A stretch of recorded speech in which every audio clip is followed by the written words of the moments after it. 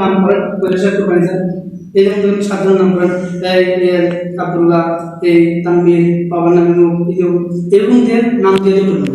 আপনি কি নামের জন্য কোরবানি দিচ্ছেন, সার জন্য কোরবানি দিচ্ছেন, এটা তো আপনার নিয়ত আছে, নিয়ত আছে না, নিয়ম সহিত তো আপনার কোরবানি নিয়ত হচ্ছে।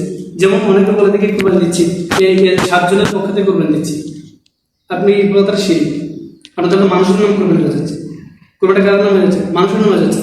আপনি কোরবানি দিতে হবে কারণ কিভাবে কোরবানি দিতে, সাতজনের পক্ষ থেকে আল্লাহর জন্য কোরবানি দিচ্ছি, কি দিতে হবে সাতজনের পক্ষ থেকে আল্লাহ, কি হবে সাতজনের পক্ষ থেকে আল্লাহর নামে কোরবানি দিচ্ছি, এরকম ভাবে বলতে হবে। বা চারজনের পক্ষ থেকে আল্লাহর নামে কোরবানি দিচ্ছি, বা তিনজনের পক্ষ থেকে আল্লাহর নামে কোরবানি দিচ্ছি। এখন যদি আপনি বলেন কি এরকম বললে আপনি কি আপনার কোরবানি হবে না। যদি আপনি বলেন কি আমি সাতজনের কোরবানি দিচ্ছি, তাহলে আপনি শিরক করছেন, তাহলে মানে আপনার সাতজন নামে কোরবানিটা হচ্ছে। কুরবানি হতে হবে একমাত্র আল্লাহ তাআলার জন্য।